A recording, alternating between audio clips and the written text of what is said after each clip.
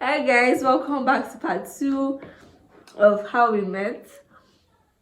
So basically, I was telling you guys about how he came to my house, he asked for cake jokingly, and then I said, okay, I packaged it and gave him the cake, right? So when it was time for him to leave, I obviously carried the cake for him and the water. I was like, oh, I saw him off, so I was trying to keep the cake at the passenger seat. And then I saw this really nice pair of sneakers. Nice. So I was like, I mean, Kuba, people know I'm a very expressive person. I was like, these shoes are really nice. Who's own? I was like, they are his. I'm like, oh, they're really nice. I was like, do you like them? I was like, yeah, they're actually cool. I might not look like a sneakers girl, but I have brothers. I might tell you that. And I used to borrow their shoes from time to time. So he just said, oh, okay. So what size do you wear? All this, what I thought was just, we were just trying to make up conversations, as he did not talk a lot when we were in the house. I was like, okay, I wear size 38, 39. So I was like, okay, that's nice. He just basically just left like that. So fast forward to the last time we met before I went to Ekiti for my convocation, right? I think you came over. Oh no! What happened was, let me back this. He was having a hangout with his friends. Okay, yes. Oh, I thought they did not hear this. so we I was supposed to leave for Ekiti. Let's say on like let's say Sunday. Let's say like on Monday. So we had to leave 2 days before. We had to shift the journey backwards. Meaning, if I was supposed to leave on Sunday, we were supposed to leave on like Saturday. No, or like Friday to get to Ekiti on Sunday, right? So there was like a last minute change of plan, and we had already planned that we're going to meet at so days. So now that the journey had been shifted backwards, obviously I had to leave before. So I messaged him and told him that, okay, this is what it is, so we have to leave earlier or do this and so. So he was like, oh, how are we going to do it now? He was like, he has. I was already dressed up for our hangout. Hangout to be what's he going to do? I was like, oh no, don't worry then, don't worry, it's fine. Even me, so I felt sad, because at that point I think I started developing feelings for. I just liked I don't think I liked him romantically, but I liked his company. Does that make sense? Yes. I didn't like him like that, like in that manner, but I was enjoying I liked his calm aura, right? So when he said he had plans, I felt so sad. I was like, I'm going to see him again. Oh. But I was like, if you can't come, it's fine, because I know it's short notice. I just told him like a day before, but I did too. So I didn't expect him to even come. I was like, okay, me, I know he's not going to come or whatever. So what now shocked me was like, he said he was going to come. I was like, how are you going to do with your friends? I have to turn up my guys. Okay, I was like, don't worry, I'll just keep that. You guys, and I paid money for that stuff. That was the hammer that broke the ice for me. I think that was when I started liking him. Like, you just don't know that this guy actually likes you. Like, for him to cancel his plans for the day just to come and see you, I said, no, this guy really likes you. Yeah, I was not in that. I was really touched. For me, that was when I said, okay, this guy. Yeah, for me it was, because coming from a place of where I wasn't really appreciated by men, this was a different ball game for me entirely, and I was really touched. I think that was when I started liking him, being more open to liking him. So when he came that day,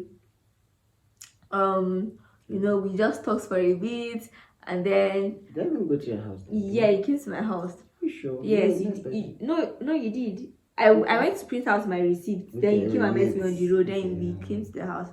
So as we're just sitting in the car, I started struggling to reach for something at the back seat. And me, what I did, I was here talking like a chatterbox. Normally, I was just talking. I was just talking my life out. Then I see you holding a shoe box. I'm like, hey. I was like, I saw it too. I just removed my life. I was like, this guy he cannot even be for me. I don't want to believe it was for me. If I read you. So he was holding it. I was still, I looked at him, I looked at the box. When I saw his face, I know this guy. No. So apparently, he was like, so this is my graduation gift. I was like, no, there's no Exactly. there is no way. I'm like, I told you no, I can't accept I had this. to give you something. You're going to leave like the following day, and then what was I really going to give you? Send you cash, man. Wouldn't make sense. And then you confessed that you actually liked the canvas. I was like, okay, fine. So I messaged the girl that I bought from. Then, luckily enough, she got it from me. Your size in particular. I was happy with it. Very, very happy. So he got me the shoes, and you guys, I was a gone girl at that point. Yeah. Not because of the gift or not Yeah. because of the shoe, but it was from where it was coming from. Where the gift was coming from was what just made me really start liking the guy. It was the earlier gesture, right, of him casting his plans for me. Nobody had ever done that for me. So he gave it to me. I was so shocked. I was so happy. So I think the next day I left for Abuja, and then I think we kept on talking. Yeah. When I was in transit, he'd message me, he'd call me, oh, where are you, how are you, all of this was like, this guy actually cares. So when we got there, I think we were talking very much often at this point in time. Yes. So I think that was when me, I knew that he liked me, but he was a bit hesitant to asking me out. Can you remember? I wanted to take out my time first. Okay, let's take out his time. Okay, let not look like I'm rushing or something like that. Okay, but me at this point, I just felt like I wanted to try. At this point, I still did not like him. Okay. Before he left me, before I traveled for Abuja, before he left, he gave me a hug. I mean, we hugged.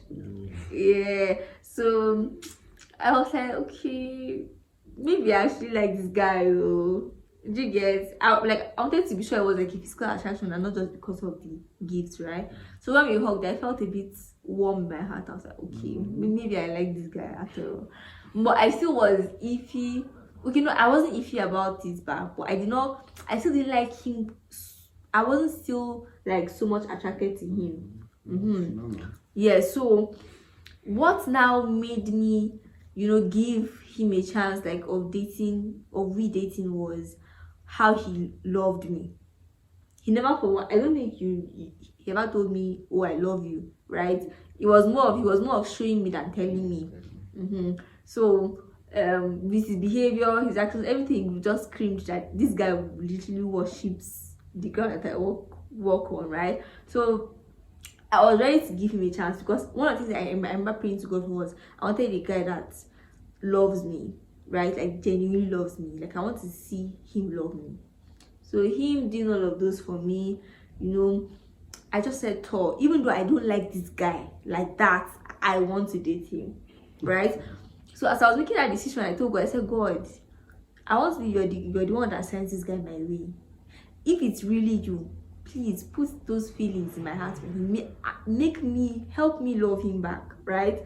So besides dating, I still was not liking him like that, but nothing was there, but it wasn't that, you get. So he now asked me out. I think it was that same day in the evening when I left for this in Abuja. 17. Yeah. Because I remember my convocation was on the 22nd. Yeah, it was either that day or the following day. No, but I remember I was in Abuja. Yes, definitely. I was on the bed. Yeah, I remember I was just resting from the. So he asked me out, and obviously I said yes, right? Big yes. so that was how we started dating, you guys. We started dating, and yeah, I think everything from there was pretty much okay. And it's safe to say God answered my prayers, because I'd always been particular about the guy I wanted to marry. I didn't want to marry somebody that I was not in love with. Yes, the love grew when we started dating, but I wanted to be attracted to that person physically and otherwise. Okay, so let's not. I didn't want to just be in a relationship where I wasn't really attracted or I wasn't really feeling that person. No, that would give the devil a foothold in your home if you eventually get married. So I wanted to be sure that I was really attracted to this guy, right? So That was how it is. Can you tell them how you knew I was the one? Oh, dear. Okay, most of these things, yeah, it was more of just an intuition. You just know it somehow. It's something supernatural. You just feel it inside you. Okay, this is actually the person for you. And I just felt it. When I saw her, I met her. When I saw their house, I met her mom, the hospitality. All I saw was stability.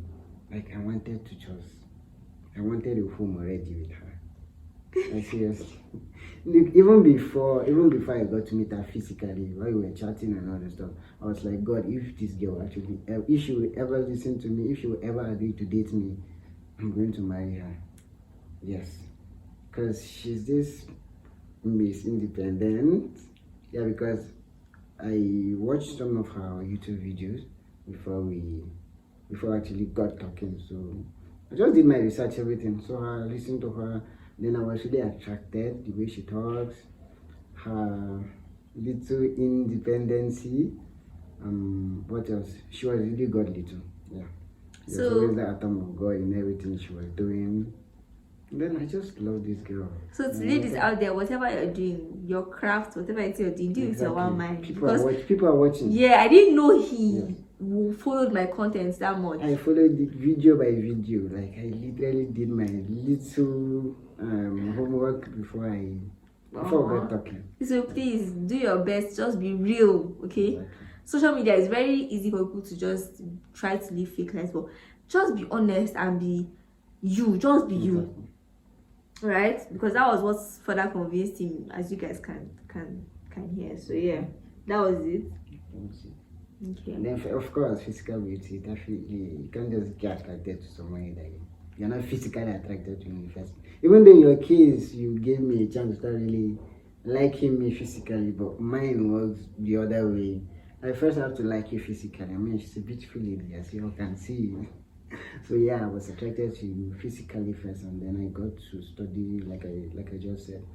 So I got everything I wanted to know, and then that's it. So another reason why I thank you, another reason why I actually decided to give him a chance was because of how he's a teachable person. I wanted someone that could teach, that could learn from me, and vice versa, right? So I realized he was teachable, right? And I was like, okay, yeah, we can work with that. Yeah, we can work with that. Same with you too. Yeah, so that was what further helped me. Another thing that actually made me give this guy a chance was because, like he said, even though he was attracted to me physically, he didn't really show me or indicate that he was. At some point I started feeling like, is this guy normal? Abi, have I lost my features, right? Yes. I was like, he never really spoke about anything related to that. Oh, you guys, he never really indicated any interest that he likes my body or anything. That will have been, improper. The guys I met before you. Okay, that's them for. But I feel like me telling a girl, you're sexy or stuff like that. I feel like it is improper, ungentlemanly kind of. Yeah, with time though, when I got to know her, we started dating with time, yes, definitely. He started appreciating my features. But before then, in fact, I never noticed it, I won't lie to you. Yeah, I never he actually said that until he like met me. Exactly. Until he met me. Until I saw you, in fact, I was like, wow, really? Yes, yeah. So, he never really, and even after seeing me, he still never said anything about how my body looked or how. But if I had said that, would you have really? No, but I'm saying that was the norm with other guys. So him ticking that box of, I know he's not after my body, but he genuinely likes me. That was what gave me that sense of security and safe space kind of thinking. So I was sure that this guy was not after what I had, right? But he was after. Very hard. So that was one of the reasons why I gave him a chance, really. So yeah, that was how everything happened, though, you guys. That was how we started dating. And today we're married. Today is our 1 week anniversary. Actually, but yeah. Yes, 1 week down, forever to go. Yeah. So yeah, that was basically how it was for us. you know. He was there most of the time. I remember the first time he had to leave. I think he was at sea. You guys, I felt sick. Cry, baby. Somebody that was for me.